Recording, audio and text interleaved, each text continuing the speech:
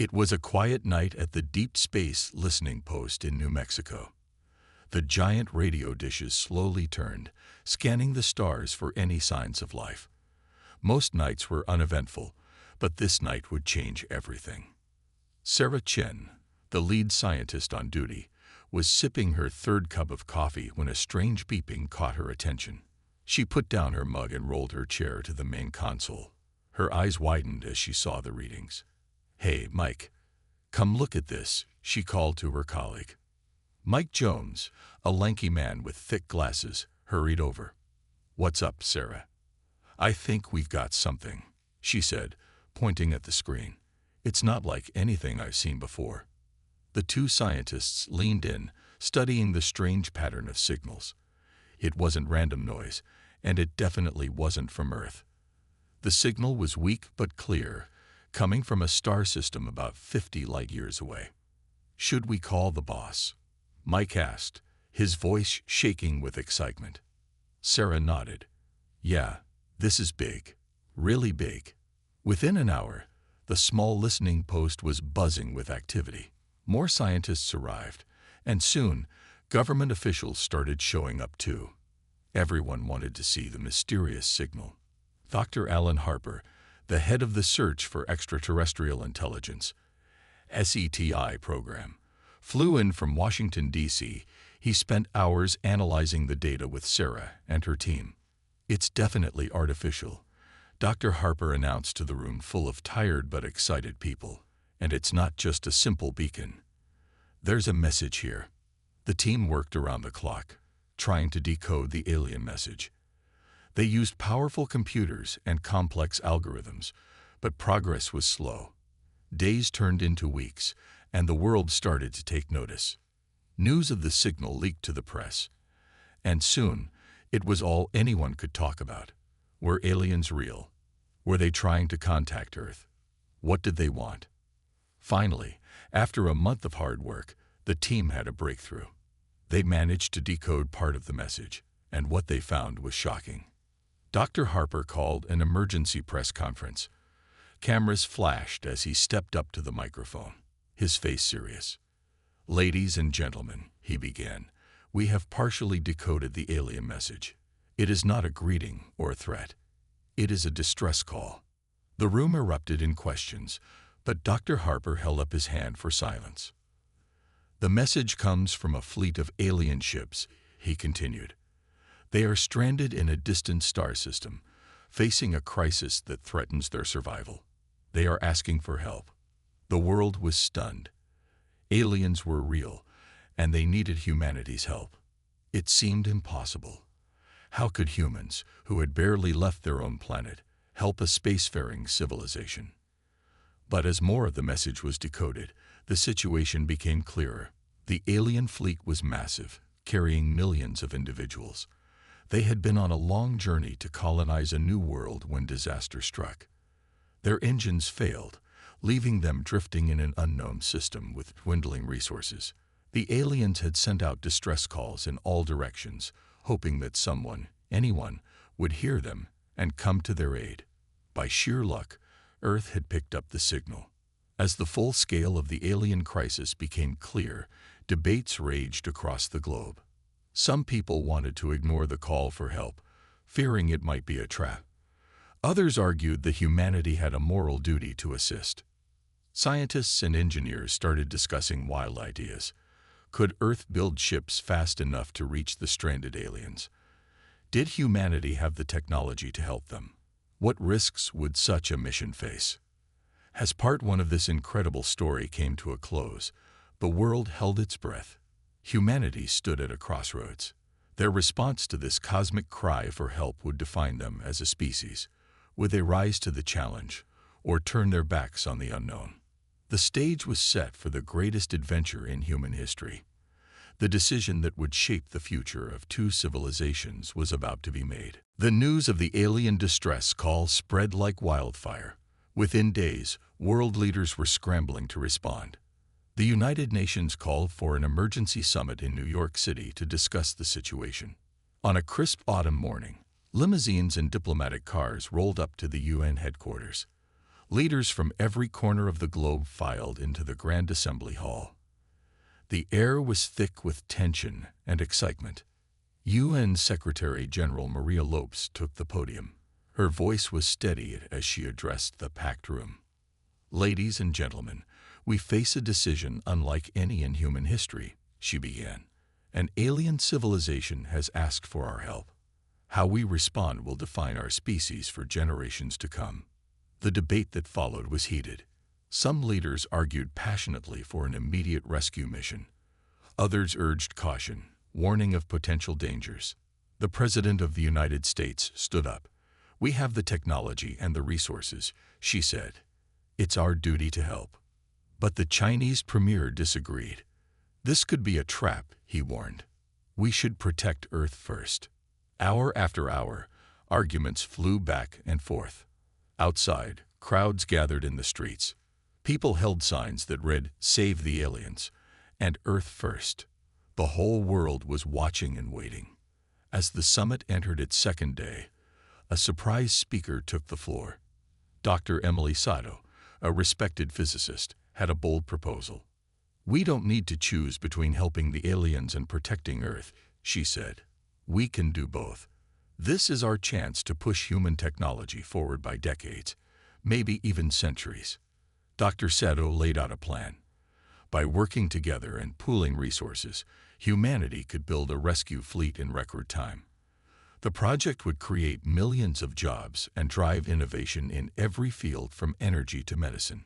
Her words sparked a new wave of excitement. Leaders who had been arguing began to nod in agreement. The mood in the room started to shift. But not everyone was convinced. The Russian president stood up, his face stern. "And what if these aliens are hostile?" he demanded. "We could be inviting our own destruction."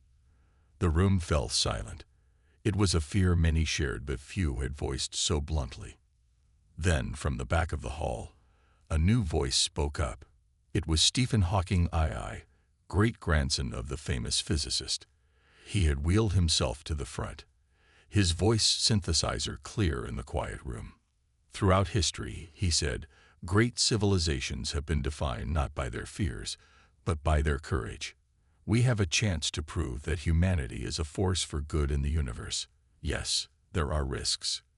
But the greatest risk of all is to turn our backs on those in need." His words seemed to echo in the hall. One by one, leaders began to nod. The tide had turned. As the third day of the summit dawned, Secretary General Lopes called for a vote. The question was simple: would humanity attempt to rescue the stranded alien fleet? The voting process was tense. Each leader cast their vote electronically, and a large screen displayed the results in real time. The numbers flickered and changed as votes came in from around the world. Finally, after what seemed like an eternity, the final tally appeared. The result was clear. An overwhelming majority had voted yes. Cheers erupted in the assembly hall. Outside, the crowds went wild. Celebrations broke out in cities across the globe. Humanity had made its choice. Secretary General Lopes raised her hands for quiet. "The decision is made," she announced. "We will answer the call for help. Let this day be remembered as the moment humanity took its first step into a larger universe." As the summit concluded, world leaders immediately began planning the biggest project in human history. Scientists, engineers, and volunteers from every nation were called to action. The rescue mission was on. Against all odds, humanity would reach for the stars, driven by compassion and an unquenchable spirit of adventure. The greatest challenge in human history had begun. The world sprang into action with a speed and unity never seen before. Operation Cosmic Rescue, as it was named, became the focus of every nation on Earth. In the deserts of Nevada, a massive shipyard appeared almost overnight. Thousands of workers swarmed over skeletal frames of spaceships larger than anything humanity had ever built. The ships were designed to be fast, sturdy, and able to carry huge amounts of supplies. Dr. Emily Sato, now the lead scientist of the project, walked through the bustling shipyard. She marveled at the progress. 6 months ago, this was just a dream. she thought. Now look at us. But building the ships was only part of the challenge. They needed to be faster than any spacecraft in history to reach the stranded aliens in time. In Switzerland, at the CERN laboratory, physicists worked around the clock on a new type of engine. They called it the Alcubierre drive, named after the scientist who first proposed the idea of warping space to achieve faster-than-light travel. Dr. Mohammed El-Fawad, the head of the engine project, explained it to a group of reporters. "Imagine space as a sheet," he said, holding up a piece of paper. "We're going to fold it." He brought two ends of the paper together. "This is how we'll cover vast distances in a short time." The reporters looked confused, but excited. If it worked, this engine would change everything. Meanwhile, in Tokyo, robotics experts were creating advanced AI systems to help run the ships. The AIs needed to be smart enough to make split-second decisions in space, where help from Earth would be too far away. Yuki Tanaka, the lead programmer, spent sleepless nights perfecting the code. "These AIs will be our companions on this journey," she said to her team. "They need to be as human as possible, but better." But the most difficult part was choosing the crew. Millions of people from around the world volunteered, eager to be part of this historic mission. The selection process was grueling. At NASA's Johnson Space Center, candidates went through intense physical and mental tests. They were locked in simulators for weeks, faced with every possible emergency scenario. Colonel Maria Gonzalez, a veteran astronaut in charge of training, watched the candidates with a critical eye. "We're not just looking for the strongest or the smartest," she said. "We need people who can stay calm in impossible situations, who can think creatively when everything goes wrong." As the ships neared completion, a new problem arose. The alien signal was getting weaker. Scientists feared the stranded fleet might be running out of power. In a desperate race against time, engineers worked to improve the ship's speed even more. They took risks, trying untested technologies. Some prototypes exploded on the launch pad, but they kept pushing forward. Dr. Seto called an emergency meeting with world leaders. "We need to launch sooner than planned," she said, her face grim. "It's risky, but if we wait, we might be too late." The leaders agreed. The launch date was moved up by 3 months. All around the world, final preparations kicked into high gear. Supply ships rocketed into orbit, carrying food, medicine, and equipment for the long journey. The chosen crew said goodbye to their families. There were tears and hugs at spaceports around the globe. Everyone knew the dangers, but also the importance of the mission. On the night before the launch, Dr. Seto couldn't sleep. She stood outside, looking up at the stars. "Are we ready?" she wondered. "Can we really do this?" But as the sun rose on launch day, her doubts faded. She saw the determination in every face, the hope in every eye. Humanity had come together like never before, reaching for the impossible. As the countdown began, the world held its breath. The greatest journey in human history was about to begin. Against all odds, they were going to try to save an alien civilization. Success or failure, this moment would change humanity forever. The rockets ignited, and with a roar that could be heard for miles, humanity's bravest souls began their journey to the stars. The day of the launch dawned bright and clear. Crowds gathered at viewing sites around the world, their eyes fixed on screens showing the massive ships gleaming in the morning sun. At Mission Control in Houston, Dr. Emily Sato stood before rows of computers, her heart racing. She spoke into a microphone. Her voice carried to millions of listeners worldwide. "Today we embark on the greatest journey in human history," she said. "To the brave men and women of our crew, we salute you. The hopes of humanity, and of an alien civilization we've yet to meet, go with you." At launch sites across the globe, final checks were underway. In Florida, Commander John Chen strapped himself into the captain's chair of the lead ship, named Horizon. His crew of 50 moved with practiced efficiency, each person knowing their role perfectly. "All systems go," John reported, his voice steady despite the enormous pressure. The countdown began. 10, 9, 8. Around the world, people held their breath. Parents hugged their children. Friends clasped hands. In Times Square, the crowd fell silent, all eyes on the giant screen. 3, 2, 1. With a deafening roar, the engines ignited. Massive clouds of steam billowed as the ships slowly, majestically lifted off the ground. 5 ships, each carrying hopes, dreams, and the best of humanity's technology and courage. As the ships climbed higher, cheers erupted across the globe. In Moscow's Red Square, in Beijing's Tiananmen Square, in London's Trafalgar Square, people hugged and cried with joy. Humanity had taken its first real step into the cosmos. Aboard the Horizon, Commander Chen felt the intense G-forces as the ship accelerated. "Status report," he called out. "All systems nominal." His second-in-command, Lieutenant Sarah Kameni, responded, "We're right on course." As the ships broke free of Earth's atmosphere, an eerie silence fell over the crews. The familiar blue of their home planet shrank behind them, and the vast blackness of space stretched out ahead. Dr. Yuki Tanaka, the AI specialist, activated the advanced navigation systems. "AIs are online and functioning perfectly," she reported. "They're already calculating the best route to the alien fleet." Hours passed as the ships moved further from Earth. The crew settled into their routines, running checks, monitoring systems, and preparing for the long journey ahead. In the hydroponics bay, botanist Dr. Miguel Rodriguez tended to the plants that would provide fresh food and oxygen for the crew. "Grow well, little ones," he whispered to a tray of seedlings. "We're all counting on you."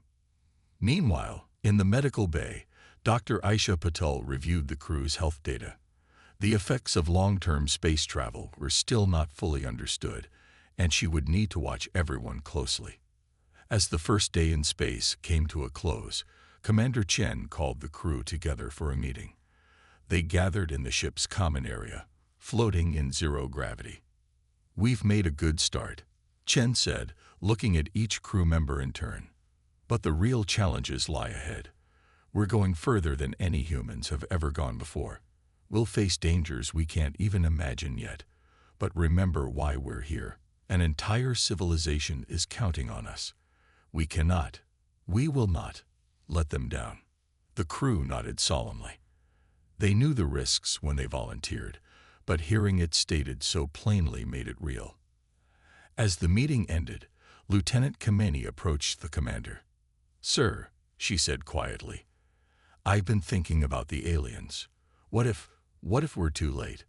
Chen put a hand on her shoulder. "Then we'll have still made the greatest journey in human history. We'll have shown that when called, humanity will reach out to help, no matter the distance or the danger. That alone makes this mission worth it." As the first sleep cycle began, the ships continued their journey into the unknown. The stars stretched out before them, holding both promise and peril. Back on Earth, billions of people went to sleep that night with their thoughts on the brave crew. In homes, in schools, in places of worship, candles were lit and prayers were said for the success of the mission. Humanity had taken its first steps into a larger universe. The journey had truly begun. 3 months into their journey, the crew of the Horizon faced their first major crisis. A massive solar flare, far larger than anything ever recorded, erupted from a nearby star. "Radiation alert," shouted Lieutenant Kameni, her eyes wide as she stared at the sensor readings. "It's off the charts."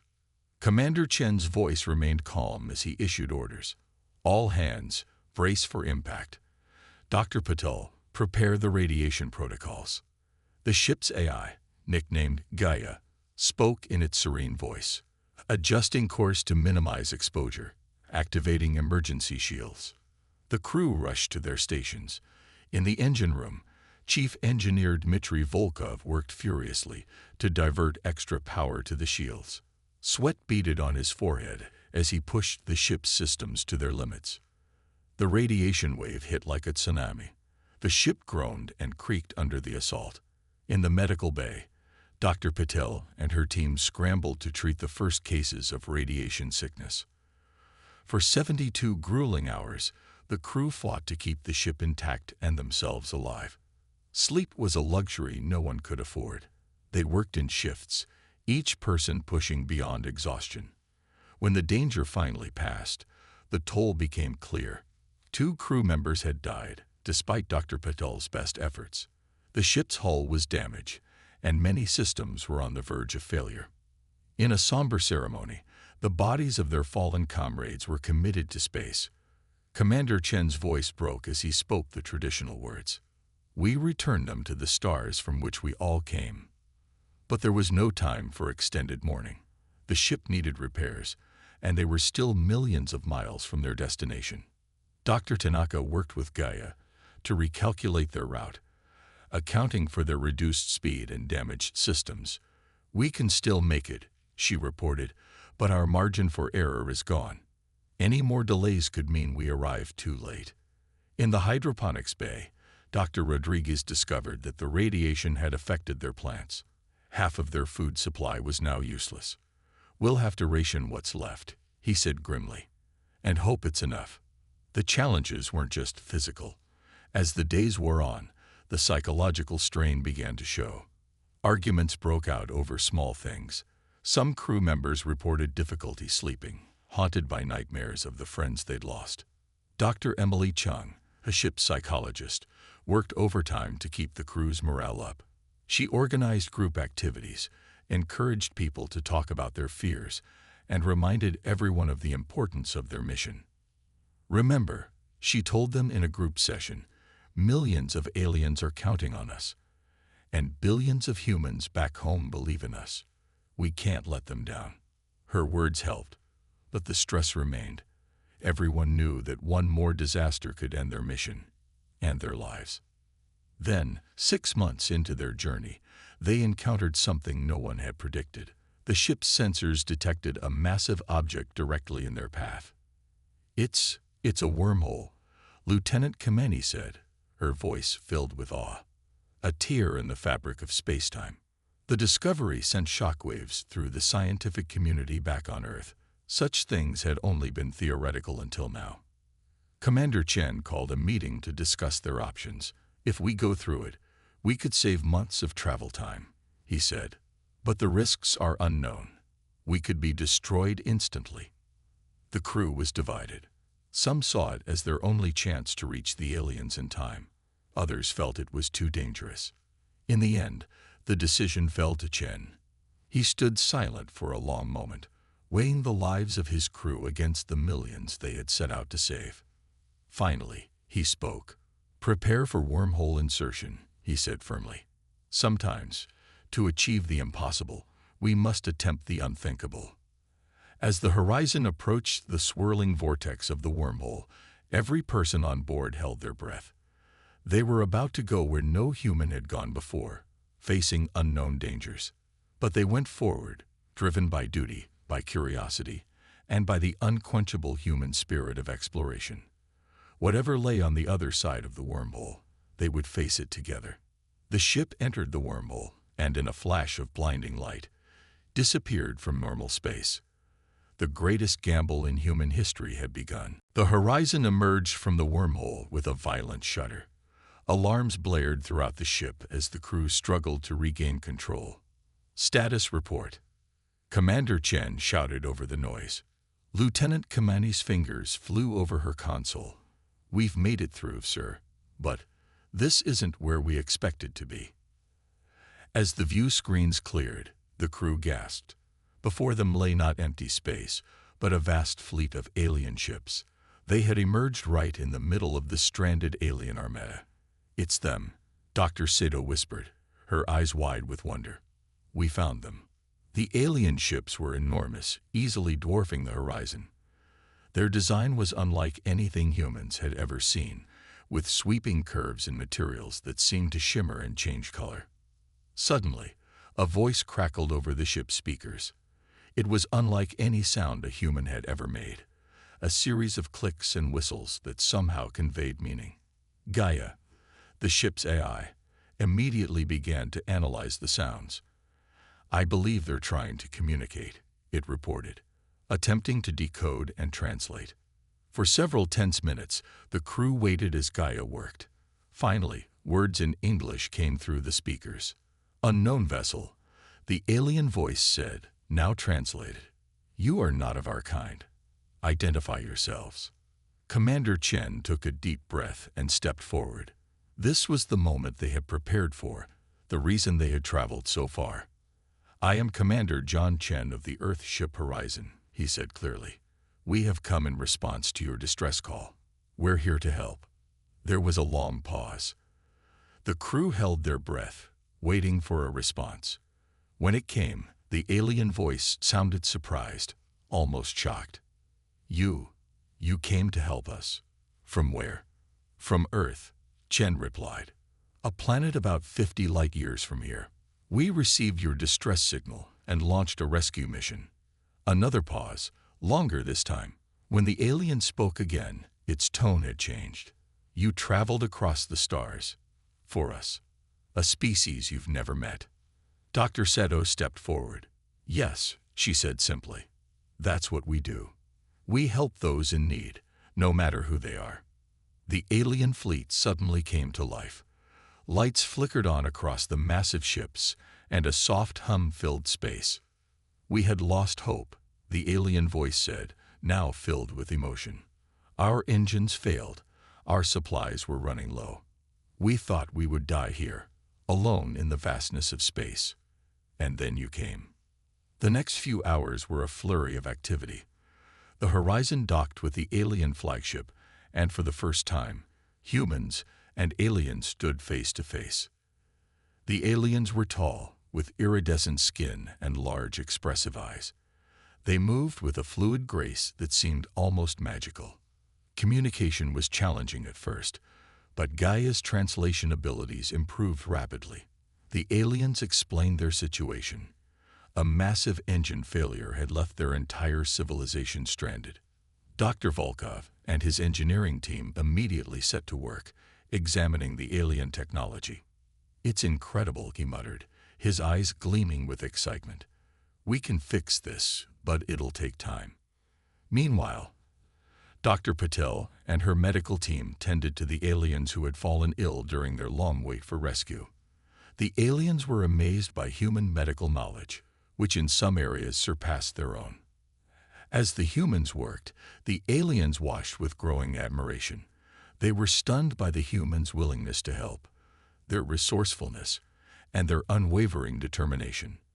"We had heard stories of other species in the galaxy," one alien elder told Commander Chen. "But we never imagined meeting one like yours. You are remarkable." Chen smiled. "We're just doing what we believe is right," he said. "It's what makes us human." As the first day of contact drew to a close, both species felt a sense of wonder and hope. The aliens had found not just rescuers, but friends, and humanity had taken its first steps into a larger galactic community. That night, as the crew of the Horizon rested, they knew that everything had changed. They had not only completed their mission, but had opened up a new chapter in human history. The stars no longer seemed so distant or cold. The universe had become a little smaller, and a lot more welcoming. Over the next few weeks, the crew of the Horizon worked tirelessly alongside their new alien friends. Dr. Volkov and his team, with help from the alien engineers, managed to repair the massive engines of the alien fleet. "It's done," Dr. Volkov shouted one day, his face streaked with alien engine oil. "We fixed it." A cheer went up from both humans and aliens. The moment they had all been working towards had finally arrived. Commander Chen stood before the assembled crews, human and alien alike. "Today we begin our journey home," he announced. "Together." The alien elder, whom the humans had come to know as Zaxnar, stepped forward. "We cannot thank you enough," it said, its large eyes shimmering with emotion. "You have saved our entire civilization. We would be honored to accompany you back to Earth." As the combined fleet prepared for departure, excitement mixed with nervousness. The aliens were leaving the only home they had known for generations. The humans were about to introduce an alien species to Earth. Dr. Sedo worked with Gaia to plot a course back through the wormhole. If we time it right, she explained, we should emerge just a few months after we left Earth. With a grand display of lights from both human and alien ships, the fleet departed. The Horizon led the way, guiding their new friends towards Earth. The journey back was filled with cultural exchange. Humans learned about alien art, music, and philosophy. The aliens were fascinated by human history, literature, and cuisine. Dr. Rodriguez even managed to grow some Earth plants that the aliens found delicious. Who knew aliens would love tomatoes so much? He laughed. As they approached the wormhole, tension mounted. Brace for transit, Commander Chen ordered. The fleet entered the swirling vortex, and for a heart-stopping moment, everything went dark. Then, with a flash, they emerged. Lieutenant Kamani checked her instruments and broke into a wide grin. "Commander," she said, "we're home." Earth's long-range sensors detected the incoming fleet. At first, there was panic. The number of ships approaching was far larger than the rescue mission that had left. But as soon as the Horizon made contact and explained the situation, jubilation broke out across the globe. Humanity had not only succeeded in their mission, but had made first contact with a friendly alien species. As the fleet entered the solar system, they were met by an honor guard of Earth's ships. News broadcasts worldwide showed the incredible sight of the massive alien ships, escorted by humanity's finest vessels. The fleet took up orbit around Earth. For the first time, aliens looked down upon the blue planet, marveling at its beauty. A grand ceremony was organized to welcome the heroes and their alien friends. In a field outside New York City, the Horizon and the alien flagship landed side by side. As the doors opened, Commander Chen and Zaxnar stepped out together. A roar went up from the assembled crowd. Cameras flashed, capturing the historic moment for posterity. World leaders stepped forward to greet the returned heroes and their alien guests. The UN Secretary-General, her voice filled with emotion, addressed the crowd. "Today marks a new chapter in human history," she said.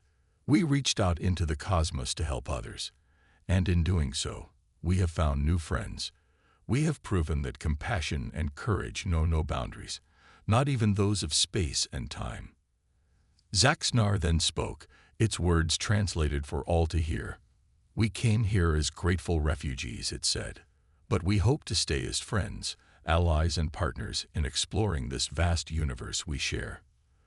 The crowd cheered again.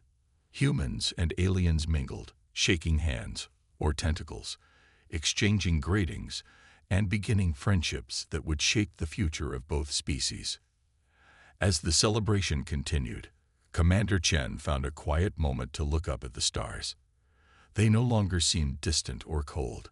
The universe had become a little smaller, and a lot more wonderful. Dr. Sedo joined him. "We did it, John," she said softly. "We really did it." Chen nodded, a smile on his face. "We sure did," he replied. "And this is just the beginning." As night fell on this historic day, fireworks lit up the sky, their colors mirrored by the shimmering lights of the alien ships in orbit. Humanity had taken its place among the stars, ready for whatever adventures lay ahead.